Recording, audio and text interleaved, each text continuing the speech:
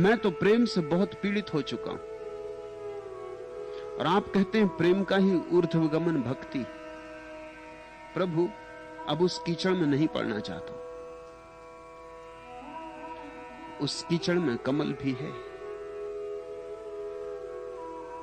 तुमने कीचड़ ही देखी तो तुमने पूरा नहीं देखा, तुमने अधूरा देखा। तुम प्रेम को सीढ़ी ना बना पाए। प्रेम तुम्हारे मार्ग में पत्थर बन गया, तुम उस पत्थर पे चढ़ ना पाए, नहीं तो तुम्हें और ऊंचाई मिलती। इसमें प्रेम का कसूर नहीं है, तुम्हारा ही कसूर है। तुम कहते हो मैं तो प्रेम से बहुत पीड़ित हो चुका हूं। प्रेम ने कभी किसी को पीड़ित नहीं किया। हां, प्रेम के कारण बहुत लोग पीड़ित मालूम पड़ते हैं, लेकिन कारण कुछ और ही होता है। समझो, कुछ लोग प्रेम के कारण पीड़ित होते हैं क्योंकि वो चाहते हैं फलां व्यक्ति मुझे प्रेम करे। अब ये फलां व्यक्ति की स्वतंत्रता है कि तुम्हें प्रेम करे या ना करे, ये तुम्हारा आग्रह नहीं हो सकता।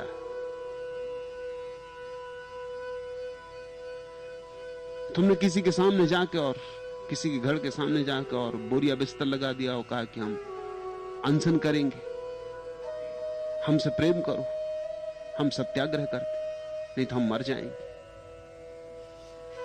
ऐसा हुआ एक गांव में, एक आदमी ने ऐसा लगा दिया एक सुंदर युवती के द्वार पर। उसका बाप तो बहुत घबराया, सत्याग्रहियों से कौन नहीं घबराता। और उसके दो चार साथी संगी भी थे, उन्होंने बाजार में जाकर खूब शोरगुल मचा दिया कि सत्याग्रह हो गया। गांव भर उत्सुक हो गया, लोगों की भीड़ आने लगी, लोग उससे पूछने लगे कि क्या मामला है। वो बाप तो बहुत घबराया, उसने करना क्या है। शाम तक तो बहुत गांव में शोरगुल मच गया और सारा गांव उसके पक्ष में, क्योंकि उसने सत्याग्रह किया, गांधीवादी। ये कोई पूछे नहीं कि सत्याग्रह किया किस लिए। मुरारजी ने अनशन किया था, किसी ने पूछा किस लिए किया था। वो गांधीवादी, कोई सत्ता पाने के लिए अनशन कर रहा है। ये तो बेचारा भले ही आदमी प्रेम पाने के लिए अनशन कर रहा है, कोई बुरा काम तो कर नहीं रहा, लेकिन किसी ने ये सोचे नहीं कि वो युवती भी इसे प्रेम करती है या नहीं, अन्यथा ये जबरदस्ती हो गई। सब तरह के सत्याग्रह जबरदस्तियां, उनके भीतर हिंसा है, ऊपर से अहिंसा का ढोंग है। सांझ तक तो उसका बाप बहुत घबरा गया। उसने कहा ऐसा अगर चला सारे गांव का दबाव पड़ने लगा, लोग फोन करने लगे, चिट्ठियां आने लगी, अखबार में खबरें छप गई, पोस्टर लग गए कि बहुत अन्याय हो रहा है, सत्याग्रही के साथ बहुत अन्याय हो रहा है, आमरण अनशन है, वो मर जाएगा। प्रेम के लिए ऐसा दीवाना कब देखा गया। मजनू ने भी ऐसा नहीं किया था।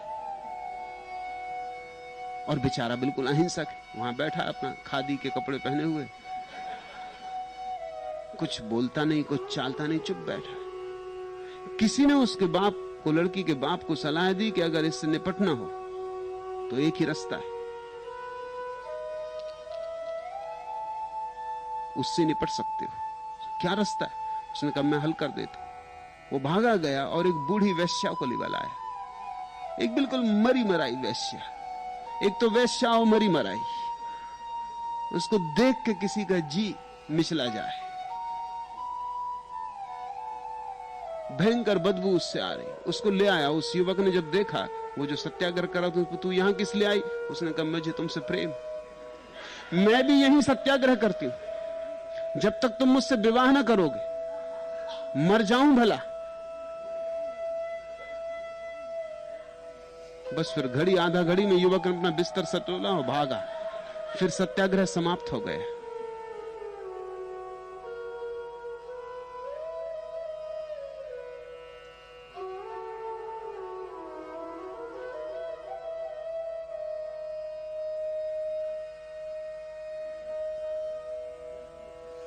तो प्रेम तुम्हें कष्ट दे सकता है अगर तुम जबरदस्ती किसी पर थोपना चाहो, लेकिन ये प्रेम है। ये प्रेम ने कष्ट दिया, ये अहंकार ही है, ये हिंसा ने कष्ट दिया। तुम्हें हक नहीं है किसी पर अपना प्रेम थोपने का, ना हक है किसी से जबरदस्ती प्रेम मांगने का। प्रेम में जबरदस्ती तो हो ही नहीं सकती, तो कष्ट पाओगे। या जिसे तुमने चाहा वो तुम्हें मिल गया, लेकिन मिलने के बाद तुमने उस पर बहुत अपने को आरोपित किया। तुमने उसे अपनी संपत्ति बनाना चाहा, तुमने उसके सब तरफ पहरे बिठा दी। तुमने कहा बस मुझसे प्रेम और किसी से भी नहीं, मेरे साथ हंसना और किसी और के साथ नहीं। और तुम बड़े भयभीत हो गए और तुम सुरक्षा करने लगे और तुम सदा चिंता करने लगे और तुम जासूसी करने लगे। और अगर तुमने अपनी पत्नी को या अपने पति को किसी के साथ हंसते और मुस्कुराते देख लिया तो तुम्हारे भीतर आग लग गई। इससे तुमने कष्ट पाया, इससे तुम पीड़ित हुए, लेकिन ये पीड़ित होने का कारण प्रेम नहीं, दूसरे को संपत्ति मानने में ही पीड़ा है। कोई इस जगत में किसी की संपत्ति नहीं, न कोई इस जगत में किसी की संपत्ति होने को पैदा हुआ, न किसी को होना चाहिए। ये अपमान है। कोई किसी का गुलाम नहीं। प्रेम दो स्वतंत्र व्यक्तियों के बीच का बहाव। जब भी उनमें से कोई गुलाम हो जाएगा, एक या दोनों गुलाम हो जाएंगे, तभी बहाव रुक जाता है। और जब बहाव रुक जाता तब बड़ी पीड़ा है, तब बड़े कांटे चुभ जाते, तब जीवन में घाव हो जाते। प्रेम से लोग दुख पा रहे हैं, वो प्रेम के कारण नहीं, प्रेम के नाम पर कुछ और चल रहा है, अहंकार चल रहा है। ये अहंकार ही है। तुम चकित हो गई ये जानकर कि व्यक्तियों के साथ तो ईर्ष्या होती ही होती, ऐसी स्थितियों में भी ईर्ष्या हो जाती जहां की ईर्ष्या का कोई कारण नहीं। पति घर आया है, पत्नी दिन भर राह देखती रही और पति आके अखबार पढ़ने बैठ गए।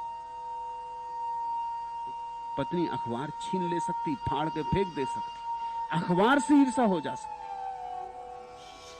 कि मेरे और तुम्हारे बीच आने वाला अखबार कौन होता है। ये आकस्मिक नहीं है कि दुनिया के बहुत सृजनशील व्यक्तियों को अविवाहित रहना पड़ा। उसके पीछे कुल कारण इतना था कि अगर तुम्हें संगीत से प्रेम है तो बस इतनी काफी, अब स्त्री को तुम प्रेम में मत करो।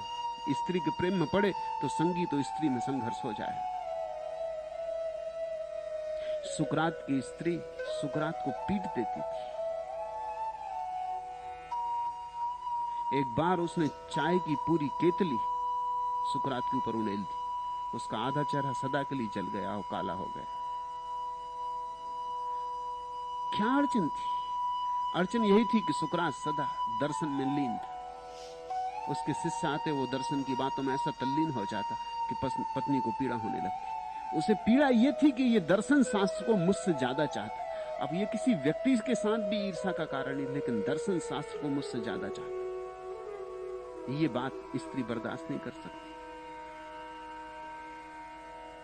तुम्हारी पत्नी को अगर नृत्य से प्रेम हो या संगीत से, तो तुम्हें लगेगा तुम्हारी अवहेलना हो रही।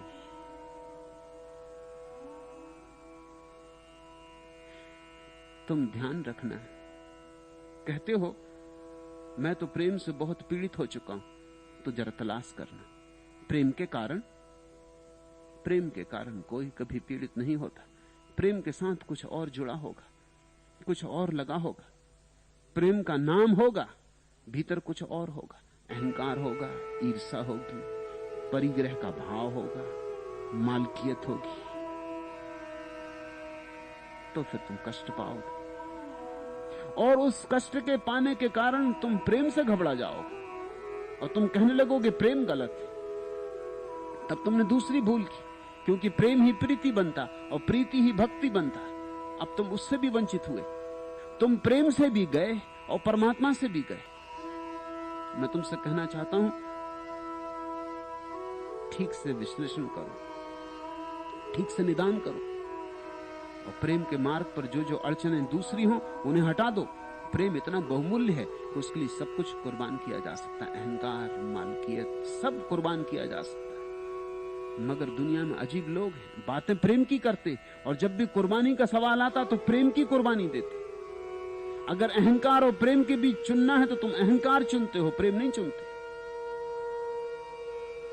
और फिर दोष भी प्रेम को देते। मेरे पास रोज लोग आते, कोई छोटी सी बात पति पत्नी में हो गई और उनमें झगड़ा खड़ा हो गया। इतनी छोटी बात कि जब वो मुझे बताने आते हैं तो संकोच करते हैं। पत्नी पति से कहती आप ही कह दे, पति कहता नहीं तुम ही कह दो। मैं पूछता हूं बात क्या, कहते क्यों नहीं? वो कहते बात इतनी छोटी कि यहां इतने लोगों के सामने कहने में संकोच होता है। जब बात इतनी छोटी और तलाक तक नौबत आ पहुंची तो मामला क्या है? तुमने प्रेम किया ही नहीं, या किया भी तो बड़ा विषाक्त किया। और आज एक छोटी सी बात पर मैंने सुना है कि हॉलीवुड में एक विवाह हुआ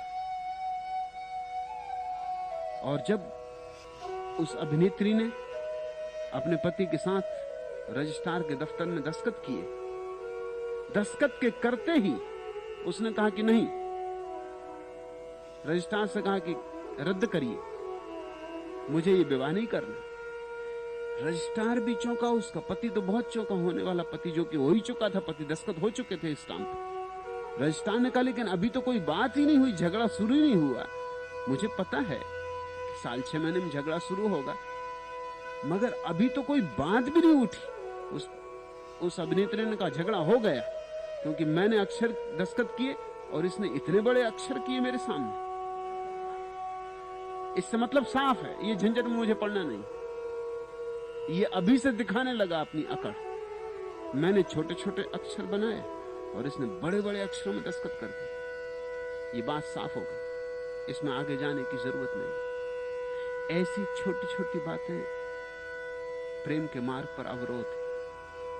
फिर तुम उनसे पीड़ा पाओगे, मगर उस पीड़ा को तुम प्रेम के कंधे पर मत थोपना।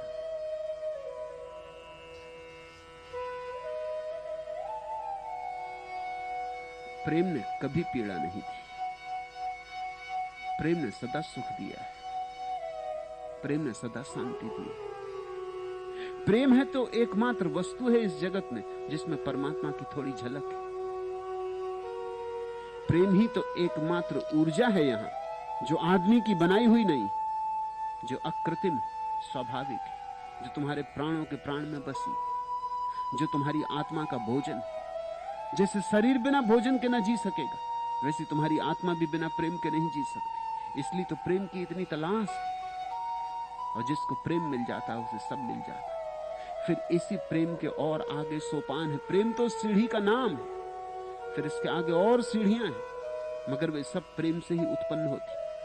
तुमसे मैंने कहा कि प्रेम के ये 4 रूप हैं। स्नेह अपने से छोटे के प्रति हो, बच्चे के प्रति। प्रेम अपने से समान के प्रति हो, मित्र के प्रति, पति पत्नी के प्रति। श्रद्धा अपने से बड़े के प्रति हो, मां के प्रति, पिता के प्रति, गुरु के प्रति। और भक्ति परमात्मा के प्रति, समग्र के प्रति। ये सब प्रेम की ही धारणाएं, ये प्रेम के ही अलग अलग ढंग है, ये प्रेम का ही पूरा नृत्य है, ये प्रेम की ही भाव भंगिमाएं। मगर प्रेम को शुद्ध करते चलो तो पीड़ा नहीं मिलेगी, परम आनंद मिलेगा। और इतने जल्दी थक मत जाओ, इतने जल्दी हार मत जाओ, इतने जल्दी बूढ़े मत हो जाओ। जिस दिन तुम हारे उस दिन बूढ़े हुए। जिस दिन तुमने कहा कि तूफान बड़ा है, अभी रुक जाओ, तुम सदा के लिए रुक गए। तूफान तो सदा है, तूफान तो इस जगत के होने का ढंग है, तूफान तो संसार है। अब जो अपने हृदय की मसाल बनाते उन्हीं के हाथ में मसाल होती। मसाल कहां से आएगी?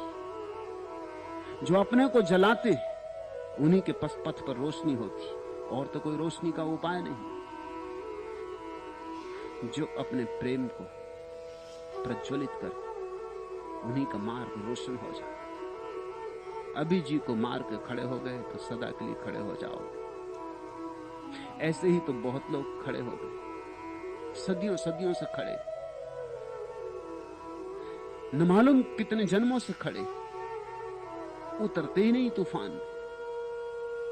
और जितनी देर खड़े रहोगे उतना ही भय पुराना होता जाता है, उतनी ही भय की जड़ें फैलती चली जाती। नहीं, इसको चुनौती समझो। प्रेम चुनौती है। प्रेम के संघर्ष में जाना ही होगा। उसी का है साहिल, उसी के कगारे। जो चुनौती स्वीकार करता है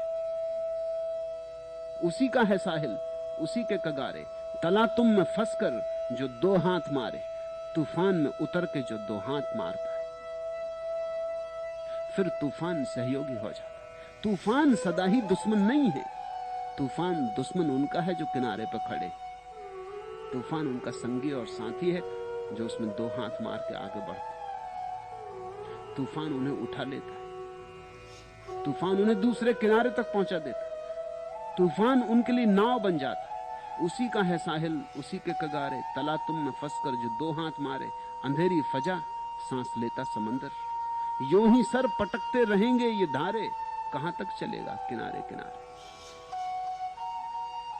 प्रेम में अड़चने, प्रेम में कठिनाइयां हैं। प्रेम का फूल बहुत से कांटों के बीच खिलता है, सच, इसे मैं स्वीकार करता हूं, लेकिन प्रेम कांटा नहीं। प्रेम की झाड़ी में बहुत कांटे हैं, प्रेम तो उस झाड़ी का फूल है। इस डर से कि कहीं कोई कांटा हाथ में ना चुभ जाए, और निश्चित कांटा हाथ में चुभ सकता है, कांटे वहां हैं। जो फूल को तोड़ने जाएगा उसकी अंगुलियों में कभी खून आ सकता है, लेकिन वो खून दांव पर लगाने जैसा है। फूल की तलाश में अगर थोड़ा खून गिरे तो बुरा कुछ भी नहीं, खून का करोगे भी क्या, और आज नहीं कल गिर ही जाएगा। आज नहीं कल मिट्टी में सब मिल ही जाएगा। इसके पहले कि मिट्टी तुम्हें अपने में लीन कर ले, तूफान में दो हाथ मार लो।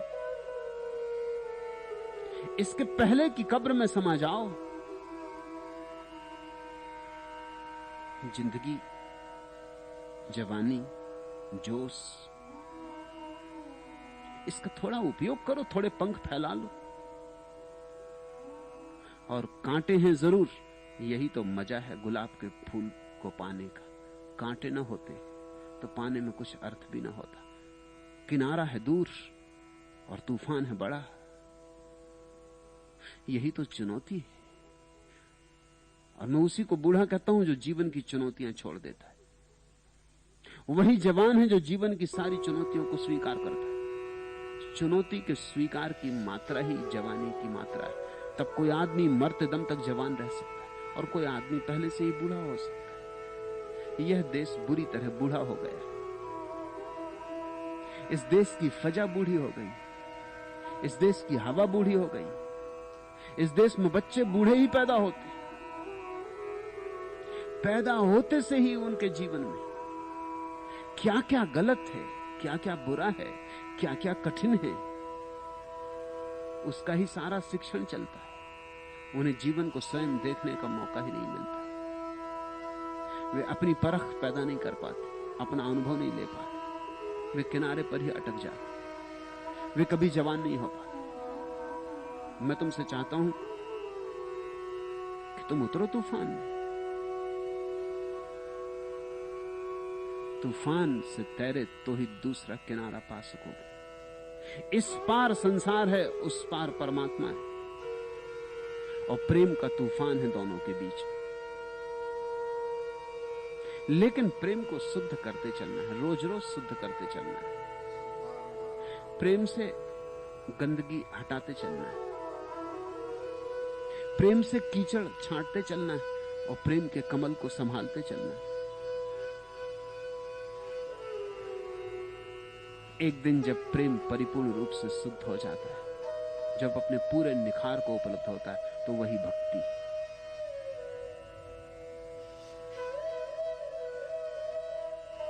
तू खुर्शीद है, बादलों में न छुप, तू महताब है, जगमगाना न छोड़, तू सोखी है, सोखी से रियायत न कर, तू बिजली है, बिजली जलाना न छोड़। अभी इश्क ने हार मानी नहीं, अभी इसको आजमाना न छोड़। प्रेम हारता ही नहीं। जब तक परमात्मा न मिल जाए, प्रेम हार ही नहीं सकता। प्रेम बीज है परमात्मा का। अभी इसने हार मानी नहीं, अभी इसको आजमाना न छोड़। तुम हार मान लिए हो, ये तुम्हारे अहंकार की हार है, ये प्रेम की हार नहीं है। इससे तुम प्रेम की हार मत समझ लेना। प्रेम हारता ही नहीं, प्रेम हार जानता ही नहीं, प्रेम तो जीत ही जानता है। और जीतते जीतते उसी दिन पूर्णता को उपलब्ध होता है जिस दिन परमात्मा उपलब्ध हो जाता है। तभी प्रेम विश्राम में जाता है। उसके पहले तक प्रेम विश्राम नहीं करता। लेकिन अहंकार की हार को अक्सर हम प्रेम की हार मान लेते हैं। तुम्हारा अहंकार जरूर कष्ट में पड़ गया होगा। तुमने कुछ गलत दिशाओं से प्रेम तलाशा होगा। तुमने गलत हाथों से प्रेम पकड़ना चाहा होगा। तुमने प्रेम को पिंजरे में बंद करना चाहा होगा। तुमने प्रेम के साथ कुछ दुर्व्यवहार किया होगा। इसलिए तुम प्रेम को पाने में असमर्थ हुए। अपना दुर्व्यवहार छोड़ो, अपनी गलतियां स्वीकारो, अपनी गलतियां पहचानो, अपनी गलतियां देखो, और तब तुम चकित होगे प्रेम अभी कहां हारा। सच तो यह है, तुम्हारा प्रश्न ही यह कह रहा है कि प्रेम अभी जिंदा है। तुम कहते हो मैं तो प्रेम से बहुत पीड़ित हो चुका हूं, और आप कहते हैं कि प्रेम का ही ऊर्ध्वगमन भक्ति है। प्रभु अब उस कीचड़ में नहीं पड़ना चाहता। ये तुम्हारा अहंकार बोल रहा है, प्रेम को कीचड़ कह रहा है। लेकिन तुम्हारे भीतर ये प्रश्न उठा, ये इस बात का सबूत है कि अभी भी प्रेम में प्राण है, और अभी भी प्रेम में अंकुर है, और अभी भी प्रेम फिर से वृक्ष बन सकता है। किसने तुमसे कहा कि प्रेम कीचड़? कीचड़ भी है और कमल भी। अगर तुमने कीचड़ ही जाना तो तुमने पूरा प्रेम नहीं जाना। इसलिए तो कमल को पंकज कहते। पंख यानी कीचड़। कीचड़ से जो जन्मता है उसका नाम पंकज। कितना अद्भुत रूपांतरण होता है। कहां कीचड़, गंदी कीचड़ एक तलैया तालाब, और कहां फिर ये प्यारा कमल। इस देश ने तो कमल के ऊपर किसी फूल को नहीं रखा। इसलिए विष्णु की नाभि में कमल को उगाया है। इसलिए बुद्ध को कमल पे बिठाया है। कमल इस देश के प्राणों में बसा है। कमल की कुछ खूबी, कमल में कुछ जादू जो किसी फूल में नहीं। वो जादू क्या है? वो जादू ये कि कमल बड़ी अशुद्ध कीचड़ से उठता है और इतना शुद्ध, इतना निर्विकार, चमत्कार है कमल। कमल रहस्यपूर्ण। कमल इस जगत में रूपांतरण का प्रतीक है, अद्भुत रूपांतरण का। सारा रसायन बदल गया। कहां कीचड़ थी? गंदगी से भरी, बदबू से भरी। सोच भी ना सकते थे कि इसमें कमल पैदा हो सकता है। जिसने जाना नहीं है कि कमल कीचड़ में पैदा होता है, वो कमल को देख के कभी कल्पना भी नहीं कर सकता है कि कीचड़ से इसका कोई संबंध हो सकता है। एक दाग भी तो नहीं होता कमल पे कीचड़ का। और सुरभि, और रंग अनूठा, और खिलावट। इस पृथ्वी पर कमल से कोमल और क्या है? तुमने प्रेम का आधा ही हिस्सा देखा। जिसने प्रेम में सिर्फ काम वासना देखी, उसने कीचड़ देखी। जिसने प्रेम में सिर्फ संभोग देखा, उसने कीचड़ देखी। और जिसने प्रेम में समाधि देखी, उसने कमल देखा। जिसने प्रेम में भक्ति देखी, उसने कमल देखा। उठो, कीचड़ से कमल की यात्रा करो।